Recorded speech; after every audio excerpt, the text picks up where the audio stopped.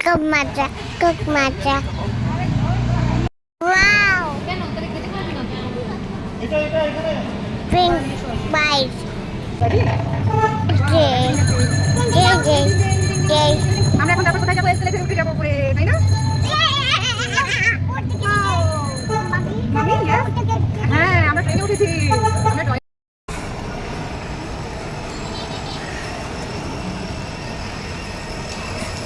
Bye bye. Bye bye. Momo, cold drink. Cold drink momo. নমস্কার বন্ধুরা, তোমরা সবাই কেমন আছো? আশা করছি তোমরা সবাই খুব ভালো আছো এবং সুস্থ আছো। তো চলো মম ডায়েরির আরও একটি ব্লগে তোমাদের সকলকেই স্বাগত জানাই।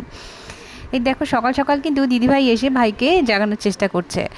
আর এর আগের দিন হচ্ছে ভাই জাগানোর চেষ্টা করেছে দিদিভাইকে, আজকে দিদিভাইয়ের চেষ্টা, কারণ ভাই উঠতে একটু লেট করছে। তো কারণ আজকে তো বেরোবো, আজকে সারাদিনই আমরা ঘুরবো, যেহেতু আমার হাজব্যান্ডের ছুটি, তো স্বাভাবিকভাবে আমরা আজকে ওদের নিয়ে ঘুরতে যাব। কিন্তু কোথায় যাব? প্রথমে প্ল্যান হয়েছিল যে না একটু আউটসাইডে যাব, তারপর ভাবলাম যে না, যা ওয়েদার, তো না বেরোনোই ভালো বাচ্চা কাচ্চাদের নিয়ে। শেষে কিন্তু আমাদের মানে আমার চৌদিদি ওদের প্ল্যান যে ওরা ভেগা সার্কেলেই যাবে, মানে এত ভালো লেগেছে। আমাদের যেমন মল ভালো লাগে ওদেরও, আর ওখানে রিল্যাক্স, গরমে গরম মনে হয় না, সেটা আরেকটা ব্যাপার। আর বাচ্চাদেরও একটু ঝামেলা কম হবে, মানে ওরা একটু মানে কষ্টবোধটা কম করবে। যা গরম পড়েছে, বৃষ্টি যতই হোক, গরম তো গরমের জায়গায় আছেই। তো কী করলাম, আমরা কিন্তু রেডি হয়ে বেরিয়ে পড়েছি ভেগা সার্কেলে যাওয়ার জন্যে। তো দেখো এই তো কাছেই আমরা গিয়ে দাঁড়াবো, টোটোর জন্যে টোটোও পেয়ে গিয়েছি। আর আমরা তো প্রথম ভেবেছি ওয়েদার তো ভালো, কিন্তু বাইরে বেরিয়ে দেখেছি রোদ উঠে গেছে মোটামুটি। আর টোটোতে যা গরম লাগছে তোমাদের, মানে ওই সময় ভিডিও তো দূরের কথা, একদম অস্থির লাগছে কখন গিয়ে পৌঁছবো। আর দেরি না করে যখন আমরা মোটামুটি পৌঁছে গেছি, মানে ওখানে পৌঁছতে না পৌঁছতেই সবার খিদে পেয়ে গেছে। এবার তো সবার পেটে ইঁদুর দৌড় হচ্ছে, কী খাবো কী না খাবো করে চলে গেলাম ভেগা সার্কেলের ফুড কোর্টে। ওখানে গিয়ে শুরু হয়ে গেল চুজ করা, কে কী খাবে। তো আমি আর যদি আর ঝামেলা করিনি, আমরা একটু যে কোনো মানে রাইসের যে কোনো আইটেম আমরা পছন্দ করি, মানে প্রেফার করি। তো আমি আর জোর দিয়ে নিয়ে নিয়েছিলাম রাইস আইটেম। আর কী বলে আমার হাজব্যান্ড আর আমাদের আমার জামাইবাবু, এরা হচ্ছে নান, বাটার নান নিয়ে নিয়েছে। আর সাথে তো গ্রেভি, মানে চিকেন, আর একটা হচ্ছে পনিরের আইটেম নেওয়া হয়েছে। তো আর সাথে কিন্তু আরেকটা জিনিস অর্ডার করা হয়েছে, সেটা হচ্ছে কেএফসি চিকেন। কেএফসি অনেক দিন খাইনি, ট্রাই করিনি, তো আবার ভাবলাম যে না আজকে একটু খাওয়া যাক। তো ওই চিকেন পপকর্ন যেটা, ওটা বেশ ভালো লাগে, বসে বসে খেতে খেতে টাইম পাসটাও কিন্তু দারুণ হয়। আর আমার ছেলে তো খাচ্ছিল না, ওই কি বলে, ওই আমার যে ভাগ্নি, ও একটু তাও খেয়েছে মোটামুটি চিকেন পপকর্ন, কিন্তু আমার ছেলে ওসব খাচ্ছিল না, ও ফ্রেঞ্চ ফ্রাই খাচ্ছে শুধু। আর বাচ্চারা তো এগুলো বেশি ভালোবাসে। তো আমরা তো মোটামুটি ফ্রেঞ্চ ফ্রাই মানে একটা প্যাকেটই আনা হয়েছে। আর ওটাতে সবার হাত পড়েছে, আমার থেকে শুরু করে সবাই, ওটাতেই একটা মানে ইন্টারেস্ট বেশি, মানে আমরা কেউ নিজেদের হাত আর মুখকে কন্ট্রোল করতে পারছি না, ওদের থেকে আমরাও খেয়ে যাচ্ছি। তো তারপর যখন আমাদের মেইন কোর্সটা চলে এসেছে, তখন কিন্তু ব্যাস আমি ভাবলাম যে না, আমার ছেলেকে ওখান থেকে একটু রাইসটা দেবো। তো ওকে 2 চামচ দিয়েছি, মানে 2বার খেয়েছে, তারপর কিছুতেই ও খাবে না। তো আমার ভাগ্নি মোটামুটি খাচ্ছিল একটু ওর যেটা ভালো লাগে সেটা মোটামুটি খাচ্ছে আস্তে ধীরে। আর আমার ছেলে তো কিছুই খাবে না। তো কী করি, তখন আমি কিছু বুঝতে না পেরে আরেকটা ফ্রেঞ্চ ফ্রাই অর্ডার করা হয় আমার ছেলের জন্য। শেষে কিন্তু ওকে ফ্রেঞ্চ ফ্রাই শুধু খাওয়ানো হয়, নয়তো ও কিছুই খাবে না। আর কোল্ড ড্রিঙ্ক দেখে বারবার ওর কোল্ড ড্রিঙ্ক মানে কি বলবো, এই সময় ওর একটা বাচ্চার সামনে খেলে সে তো বায়না করবে, এটাই স্বাভাবিক। আমি দেখো এবারে কিন্তু খাওয়া দাওয়া প্রায় শেষের দিকে, কিন্তু আরেকটা কি ঘটনা ঘটেছে তোমরা শোনো বন্ধুরা। ফুড কোর্টের পাশেই হেমলেজ, তো হেমলেজটা ওদের চোখে পড়ে গেছে অলরেডি। তো ভেবেছিলাম ওরা যেন না দেখে খাওয়া দাওয়া করে ওখান থেকে চুপে চাপে বেরিয়ে আসবো, কিছুতেই ওদের চোখের আড়াল করতে পারছিলাম না। কারণ আমরা খেতে বসে, মানে আমরা যখন খাচ্ছি অলরেডি, ওদের কিন্তু চোখে অলরেডি পড়েই গিয়েছে। তো খাবার শেষ হতে না হতেই ওরা কিন্তু দৌড়ে ঢুকে গিয়েছে হেমলেসে। এবার ওখানে গিয়ে বায়না শুরু, দুজনের বায়না মিন্স এখনও সেরকম বায়না করেনি।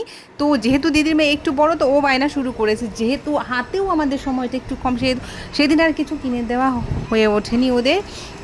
তো সেখানে একটু পটিয়ে পাটিয়ে ওদের বের করে এনে এবার আমার ছেলে তো ভীষণ টায়ার্ড, মানে ওর ঘুমের সময়। এবার ওকে মানে ওই সময়টা ওকে মানে কি বলবো, ওকে ঘুমোতেই হবে, মানে যে করেই হোক। তো যেহেতু ঘুমোতে পারছে না, আর ও কিন্তু ভীষণ টায়ার্ড হয়ে গেছে, আর তখন প্রচণ্ড বিরক্ত মানে করছিল এবং বিরক্ত হচ্ছিল। তো কী করেছি যে ওকে একটু রিল্যাক্স করার জন্যে এই যে গাড়ির রাইডটাতে বসিয়ে দিই, গাড়িতে রাইড করানোর জন্য বসিয়ে দিয়েছি। তো এখানে হচ্ছে একা না দুজনকে, তো ওনাকে জিজ্ঞেস করলাম দুজনকে বসানো যাবে, বলেছে একদম। তো দুজনকে যাই হোক আমাদের একই ভাড়াতে কিন্তু দুজনের কাজ হয়ে গেছে, তো দুজনে ভাই বোনে বসে গেছে। আর তো এবারে ওরা যাচ্ছে এদিকে, আমি তো পিছিয়ে পিছিয়ে ঘুরছি। আমার ছেলের তখন টায়ার্ডনেস কোথায় পালিয়ে গেছে আর খুঁজে পাচ্ছি না, কিন্তু আমি মনে মনে ভাবছি তখন যে এবারে তো ঠিক আছে, কিন্তু গাড়িটা যখনই থামবে তখন তো ওর খেলা শুরু। আমি ওটা ভাবছি তখন ওকে নিয়ে আমি কি করব। আর তখন আমার হাজব্যান্ড আর হচ্ছে আমার জামাইবাবু এরা কোথায় পালিয়েছে, তোমাদের বলছি, এরা পালিয়েছে মাসাজ করাতে। ওই যে তোমরা জানো না মলে ওই যে মাসাজ চেয়ারগুলো আছে, সেখানে গিয়ে ওরা রেডি। আর ঠিক আছে 10টা মিনিটেরই ব্যাপার, তো মাসাজটা করিয়ে নিক, দুজনেই নাকি ভীষণ টায়ার্ড। আমরা ঠিক আছে তোমরা যাও, আর এদিকে আমাদের বাচ্চা দুটোরও কাজ হয়ে যাচ্ছে, ওদিকে ওদের দুজনের কাজ হয়ে যাচ্ছে, আর আমি আর ছোটদি মিলে আমরা পাহারা দিচ্ছি বাচ্চাদের। তো এবার দেখো এরা গাড়ি চড়ছে, আর কিন্তু কিছু চাই না, ভীষণ খুশি, ভীষণ মানে সতেজ স্ফূর্ততা, মানে সবটা মিলে একাকার মিলেমিশে। তো আমারও ভীষণ ভালো লাগছে। তখন কিন্তু প্রচণ্ড কান্না, মানে কেঁদেছে আমার ছেলে, মানে গাড়ি থেকে নামবে না। তো যাই হোক অ্যাট লাস্ট বুঝিয়ে সুঝিয়ে যেটা করা হয়, একটু বাদে বাদে ওকে আমার বোঝাতে হচ্ছে। ও এই শপে যাচ্ছি, সেই শপে যাচ্ছি করে করে, আমার ছোটদের একটা ব্যাগ কেনার আছে বলে সে আরেকটা শপে ঢুকেছি, কিন্তু সেখানে সিরিয়াসলি বলছি মানে ব্যাগ, মানে ওটা ল্যাভির ছিল, একটা লাক্সারি শপে চলে গেছি, কিন্তু একদম ভালো লাগেনি আমার, এবং ইভেন ছোটদেরও ভালো লাগেনি। তো আমরা ওখান থেকে বেরিয়ে এসেছি। এবার ওখান থেকে বেরিয়ে কিন্তু আমরা চলে এসেছি অ্যাক্রোপলিস মলে। আজকে কিন্তু কোনো শপিং টপিং কিছুই হয়নি, আমরা জাস্ট ঘুরে দেখেছি। আমরা হ্যাঁ এর মধ্যে সুপার 99-এ চলে গেছিলাম ভেগাতে, সেটার ভিডিও করা হয়নি, কারণ ওই মোমেন্টেই আমার ছেলে প্রচণ্ড মানে কি বলবো ডিস্টার্ব করছিল, ও এতটা টায়ার্ড হয়ে গেছিলো না, ওই টাইমে আর কেউ ভিডিও করতে পারিনি। তো আমরা কিন্তু ওই সুপার 99 থেকে ওদের জন্য টুকটাকি মানে বাচ্চাদের জন্য বুকস কিনেছি 2-4টি। আর তারপর এখান থেকে বেরিয়ে এবার চোদ্দি ওদের আর একদিন হাতে টাইম আছে, তো সেহেতু আজকে বললাম যে যেহেতু আমাদের 8টা নাগাদ বেরিয়ে গেছি ভেগা সার্কেল থেকে, তো ভাবলাম যে না ওরা বলছে অ্যাক্রোপলিস যাবে, তো ওখান থেকে কিন্তু আমরা ডিরেক্ট চলে গেছি অ্যাক্রোপলিস। তো তোমরা দেখো অ্যাক্রোপলিসে ঢুকেই টয় ট্রেন, তো ভেগা সার্কেলে যেহেতু বাইরে টয় ট্রেনে চড়ানোর কথা, তো সেখানে চড়ানো হয়নি। তো অ্যাক্রোপলিসে ঢুকে তখন আমার ছেলে ঘুম, কাঁধে ওর বাবার কাঁধে ওর মাথা, ও হচ্ছে যখনই আমরা ঢুকে গিয়েছি অ্যাক্রোপলিসে, আর ওখানে ওর জাস্ট ঘুমটা ভেঙেই দেখতে পেয়েছে টয় ট্রেন, ব্যাস হয়ে গেল। আর কিছুতেই মানবে না, ও ঘুমোবে না। ওই আধ ঘন্টায় ওর একটা ভালো রকম ন্যাপ নেওয়া হয়ে গেছে। এবারে দুজন বাচ্চাদের সাথে আমিও উঠে গিয়েছি টয় ট্রেনে, ভীষণ মজা লেগেছে। কি বলবো, বাচ্চারা এমনি চড়ে না, আজকে আমি বুঝতে পেরেছি যে কি দারুণ মজা, টয় ট্রেনে ব্যাপক লাগছিল।